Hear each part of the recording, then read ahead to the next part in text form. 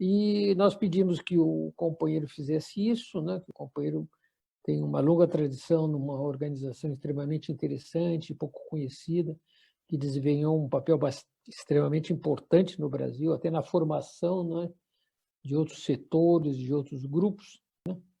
E hoje o dia é o dia do camarada, né, nos brindar, né, com essa apresentação. Então, em primeiro lugar, um agradecimento, é uma honra participar, porque é um grupo seleto e especialmente coordenado pelo Mário, por quem eu tenho uma longa admiração pela força intelectual e a coerência que ele tem.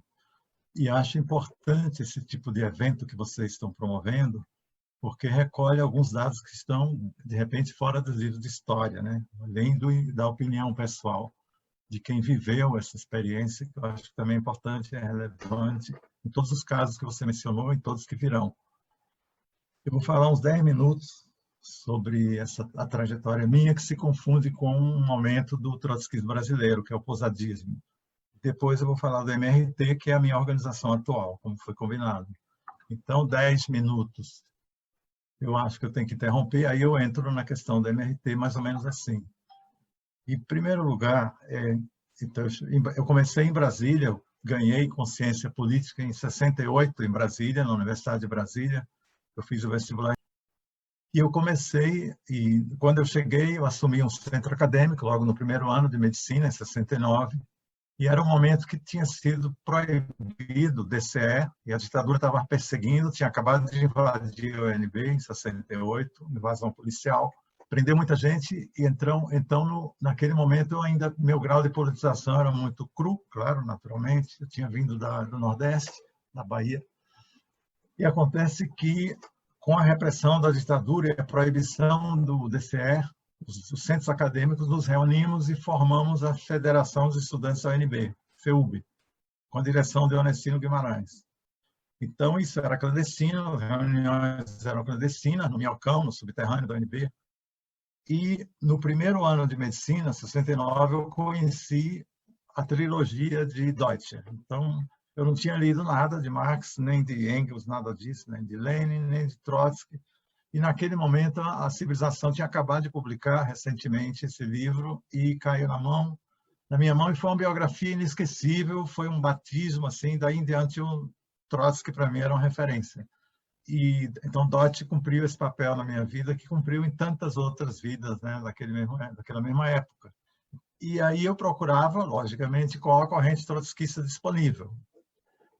Eu preciso fazer um parêntese para dizer o seguinte: o trotskismo daquele momento, do golpe 64, por exemplo, que tinha mais presença era o posadismo. E esse vinha desde 52, quando Posadas tinha ainda um burô latino-americano ligado à Quarta Internacional, e ele mandou alguém do México criar uma organização no Brasil, que foi o Guilherme Almeida.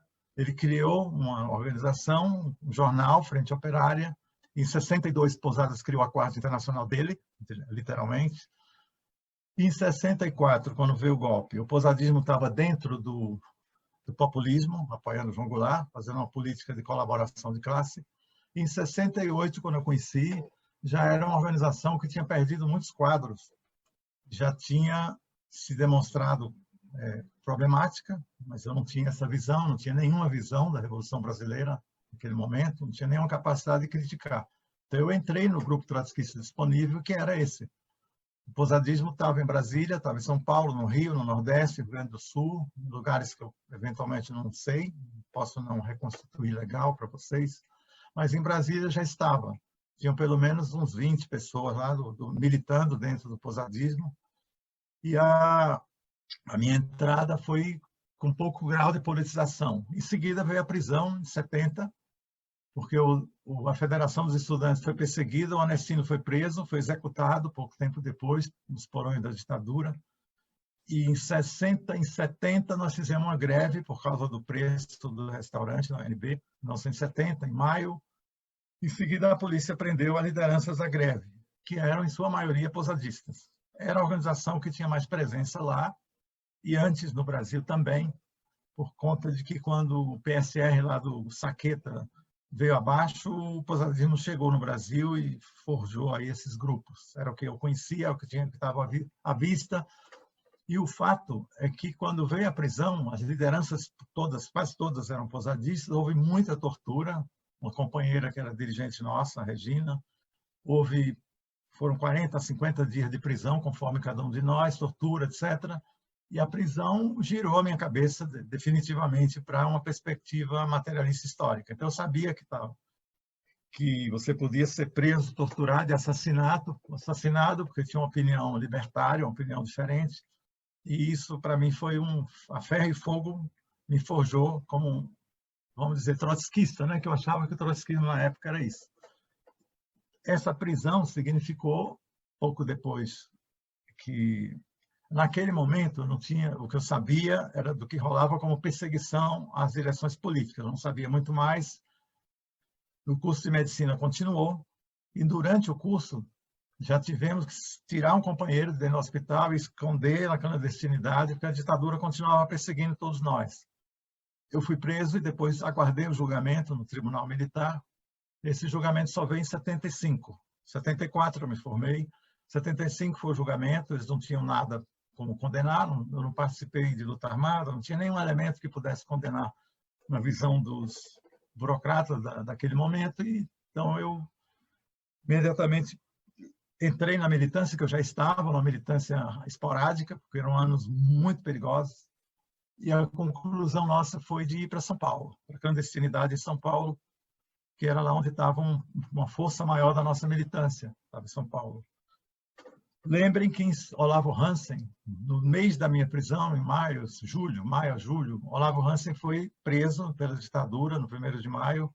É um operário químico, posadista, na direção do partido, e que foi envenenado com paration, assassinado na cadeia, e tudo isso repercutiu um pouco.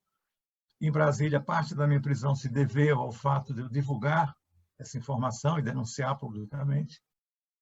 E que Olavo Hansen, são parentes, Olavo Hansen, em 64, ele também foi preso, distribuindo um panfleto chamando a apoiar Brizola. Então, isso já dá um DNA dessa corrente que eu pertenci, que é uma corrente centrista, e como depois eu vou explicar, quase todo o trotskismo do pós-guerra entrou nessa vereda, nesse atalho de apoiar governos populistas, progressistas, stalinistas e assim por diante. Era um trotskismo sui generis, para usar a expressão deles, né? Então, Olavo Hansen, a ironia é essa, um operário valioso, valoroso, que foi preso distribuindo um panfleto a favor de Brizola, do movimento que o Brizola organizava, dos grupos dos 5. Fecha parênteses. Então, em São Paulo, nós fomos para a clandestinidade e eu me integrei. Em 76 eu fui para lá, me integrei à oposição sindical metalúrgica. Olavo Hansen tinha sido uma peça essencial para criar essa nucleação de operários, junto com a igreja, com um pouco do stalinismo e algumas correntes, para criar uns núcleos operários no São Paulo capital, para forjar uma, como o nome diz, né, a oposição sindical metalúrgica ao Joaquim, que era o burocrata mor de São Paulo. E naquele processo, a gente tentava estimular comissões operárias. Parte do programa posadista, como do trotskismo em geral, é comissões de fábrica, formar comissões de fábrica. Então, nós trabalhávamos por essa perspectiva. Em 76, como vocês sabem, daí a pouco vai haver uma convulsão social, vai haver em 77 a greve da Scania, em 78, 9, 80, são as mais potentes greves que o país já tinha visto, né, depois de 17. Então, essas poderosas greves conduzidas pelo ABC, pelo núcleo metalúrgico do ABC, foi um polo onde nós entramos com tudo, mas com a política errada, absolutamente equivocada, que era de apoiar o Lula. Isso aí, deixa eu dizer para vocês que nesse período dos anos 70, o posadismo já não era a única corrente, já estava surgindo aí o lambertismo, estava emergindo a convergência socialista, que futura elite, surgiu em 73 no Chile, mas já estava vindo para São Paulo, o lambertismo também, o ADS, né, que é o SU, o pessoal ligado ao Ben Said, depois ao Mandel. Então, já começavam a surgir correntes trotskistas, e naquela década dos 70, o lambertismo, o Libilu, Vitor Letícia, etc., vão ter peso, vão ganhar o principal peso trotskista naquele momento, vai ser da Libilu. Mas é fugaz. Depois vai começar a crescer a convergência socialista e vai se transformar na corrente de mais peso trotskista pouco depois, algum tempo depois, apesar da política deles. Mas vai ser essa sequência.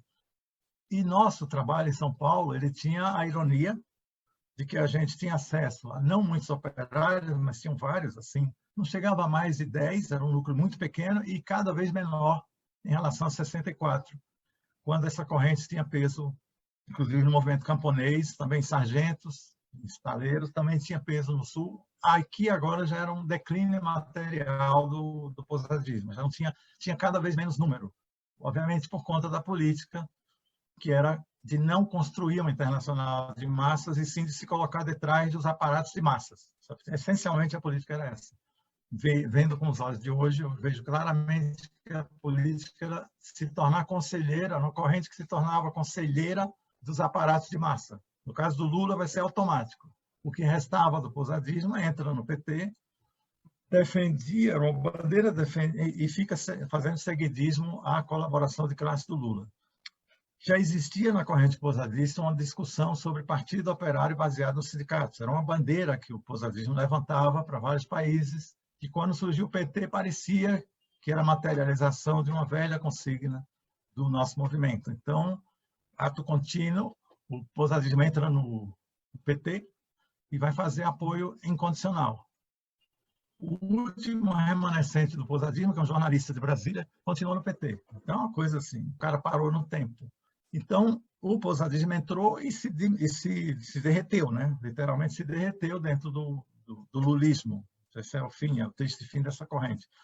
Pessoalmente, em 79, já aconteceu um fato que abalou assim, qualquer confiança que eu tivesse na corrente, que foi o fato de que a gente estava na Assembleia, na Vila Euclides, tinha dezenas de milhares de operários, e eu fui distribuir um panfleto da Quarta Internacional, estimulando o Lula a formar esse partido com toda uma política marxista, supostamente, defendendo isso num panfleto, e o panfleto tinha foice e martelo. E o Lula do Palanque, ele chamou o serviço de segurança operário lá dele, a defesa, para barrar esse policial, aspas, que era um provocador comunista, etc., etc. E, de fato, os operários vieram, um grupo de operários ocupados com a defesa, e me deram uma surra memorável, né? Jogavam no chão, chutavam, batiam, eu fiquei todo sujo de barro, que era a política do Lula. Entendeu? Claramente era uma política dentro do marco da institucionalidade burguesa. O que me incomodou, além da surra, foi o fato de que Posadas, o comentário que ele fez foi um camarada corajoso, e o Lula nada, nenhuma opinião sobre o Lula. Exatamente porque a aposta do trotskismo, do pós-guerra, do pablismo, do posadismo, do mandelismo, era a aposta exatamente essa, de você impulsionar a direção de massa para poder chegar, através delas, ao socialismo, de alguma maneira.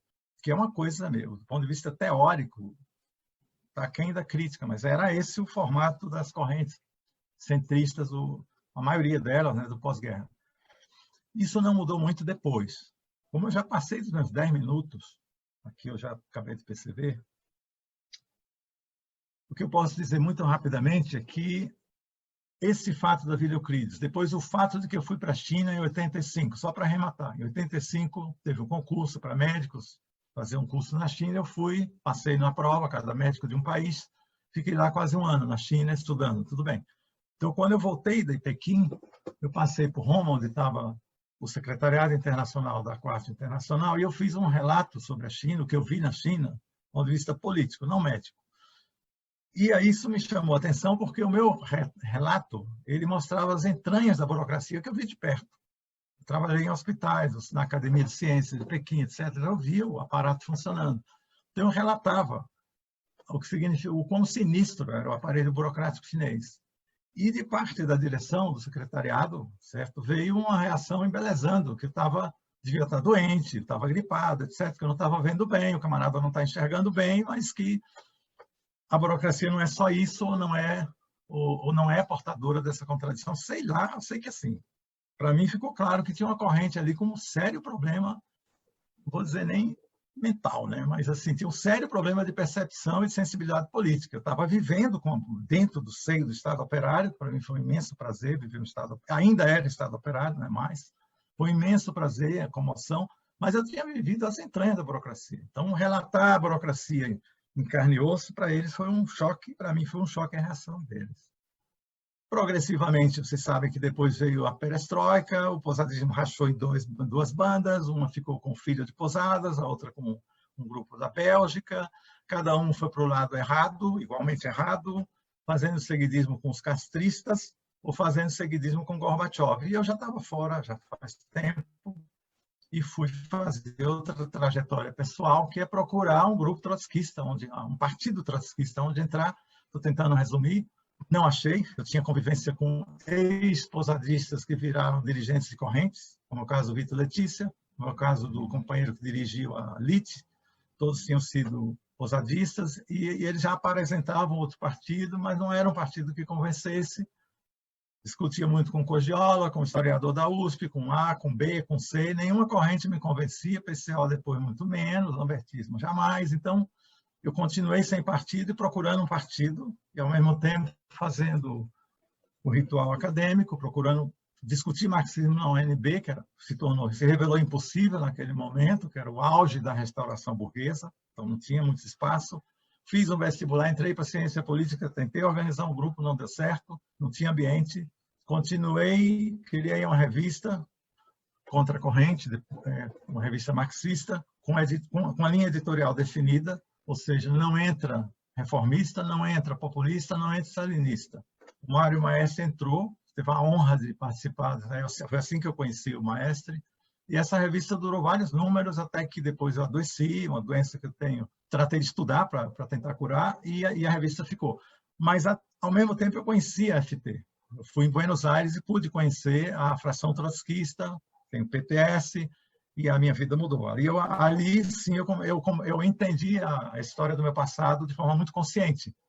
Eu entendi que não era bem o trotskismo que eu tinha vivido, era uma experiência centrista, capturadora, em relação à quarta de Trotsky.